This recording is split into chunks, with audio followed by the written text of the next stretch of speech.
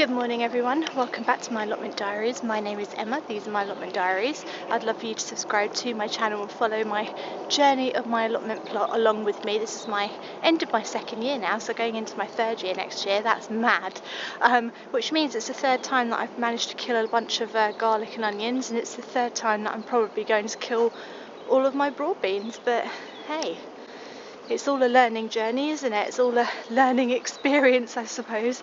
I don't have too much to do today because I don't have the stuff to do it with. So what I wanted to do was just basically come down here and enjoy the fresh air because it's a little bit milder today. I don't know if you can see my breath.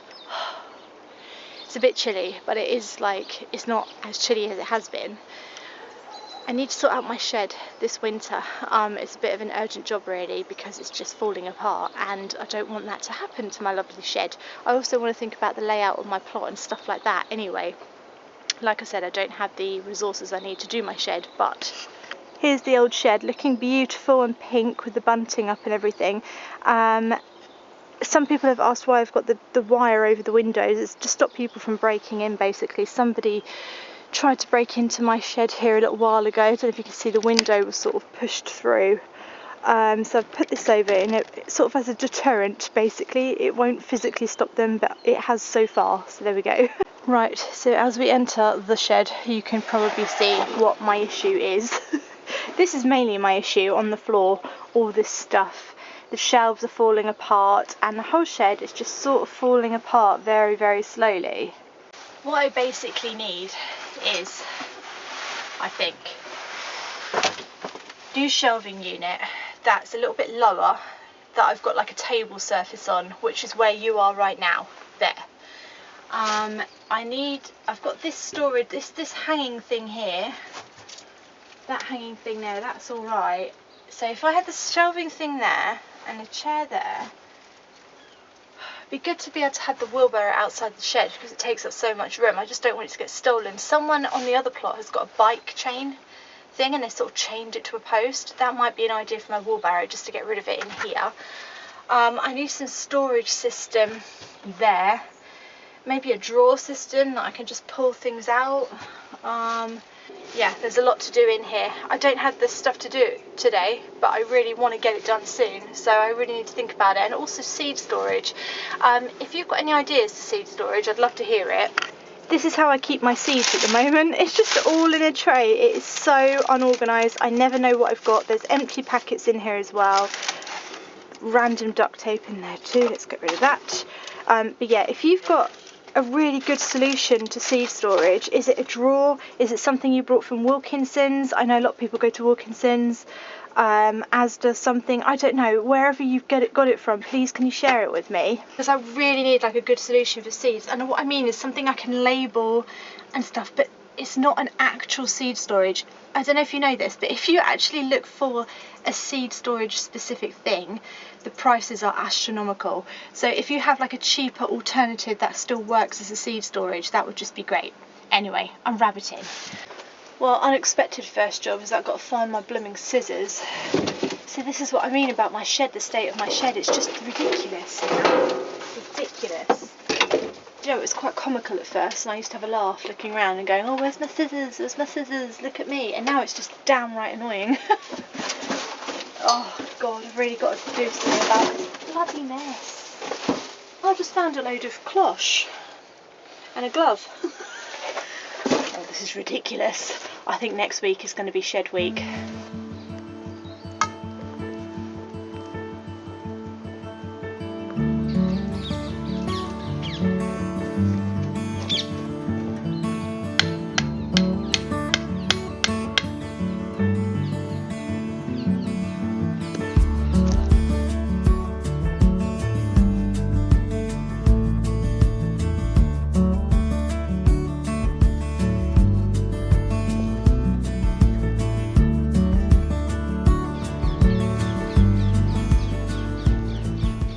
Right, if you haven't managed to guess on my beautiful demonstration as to what I'm doing, I'm getting married to the Brussels sprouts.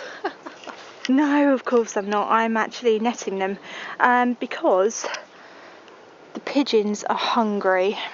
It's that time of year where the birds get really hungry because their food is in short supply, and so any brassicas or sprouts, things like that, just need to be netted and kept away from the little rascals, because they will just come down and just eat them all. And now that I'm actually getting sprouts, I'm actually more protective of them.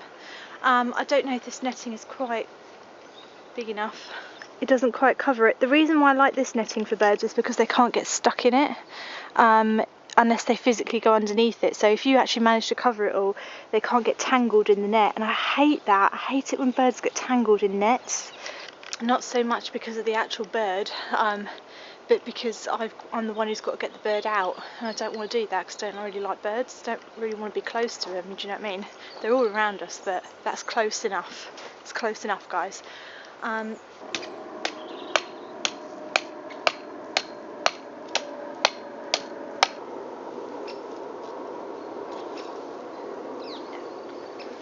There we are, all protected from the birdies. It's not the neatest thing I've ever done at the plot, but then what is, to be honest?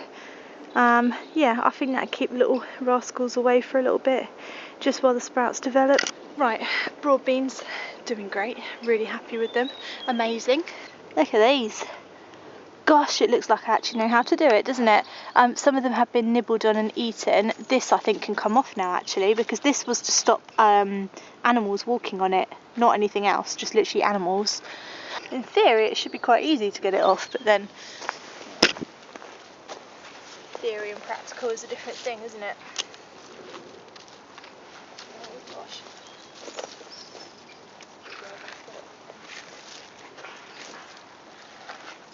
That's alright, I think. There we go. Right, that gives them a chance to grow without getting tangled. Brilliant. Really, really proud of these. Really, really proud of them. Doing really good. Even with a little bit of slug damage, I've planted so many. Sometimes there's safety in numbers, you see. These beds have just had it now. So rickety, and they're just rotting. Garlic and onion is all coming up as well, but I'm going to keep these on because there's still quite a lot of stuff not come up. Oh God, I've killed that one now. Look at that. Oh, Emma. Yeah, and the fox and cat will just come and use this as a toilet, like a communal toilet area. So I'll keep this on for a little bit longer so they don't dig in here, but they're all coming up. They look quite happy. I don't know what's going on, guys, but I just feel like everything that's growing at the moment is just really happy and healthy. I will show you my cabbages as well. Cabbages and cauliflower. It's all hiding under here. Oh, it's a bit flattened. Oh dear, what's happened in there? What's going on, guys? Right, let's pull it up.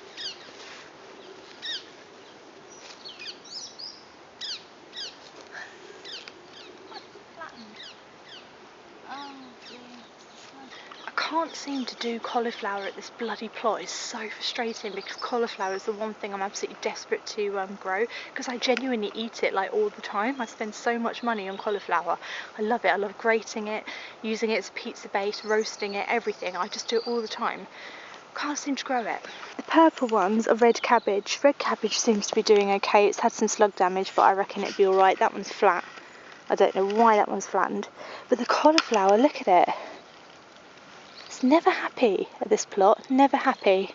There's only one that survived. I planted about 5. Only one of them has survived, which is really frustrating. Red cabbage is okay, but it will not be ready for Christmas. No way. I might be able to eat some of the leaves or something, but there's no way that's going to be ready for Christmas unless it's a Christmas miracle. And by Christmas miracle I mean it grows faster than I actually read on the packet and then it suddenly grows. That's what I mean by Christmas miracle, but who knows. Right, let's cover it back up from the pigeons if I haven't already got to it. Oh, that's the problem. Bloody birds.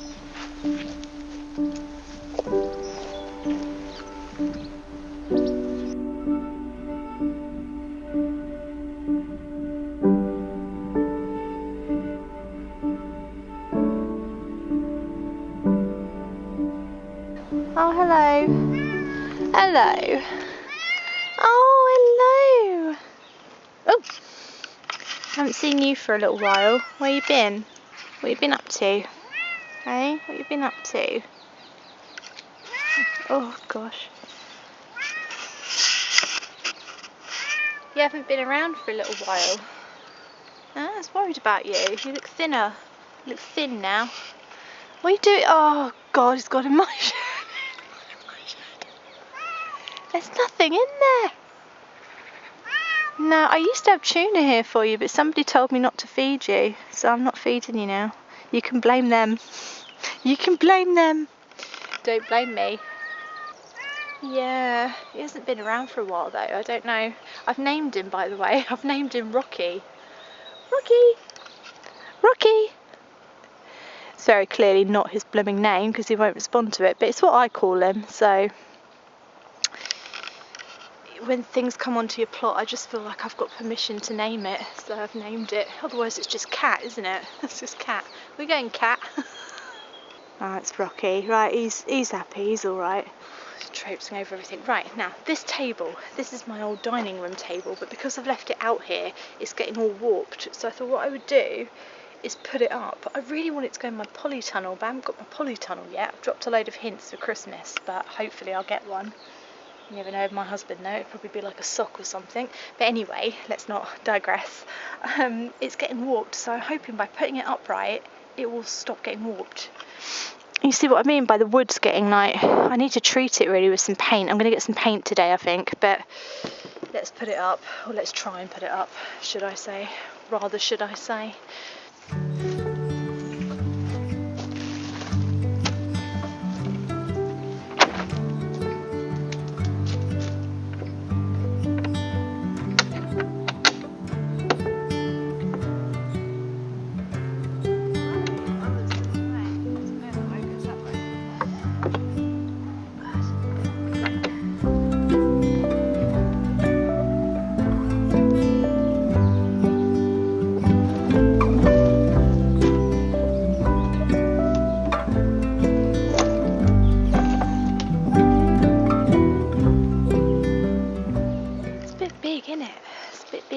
Bigger than I thought it was.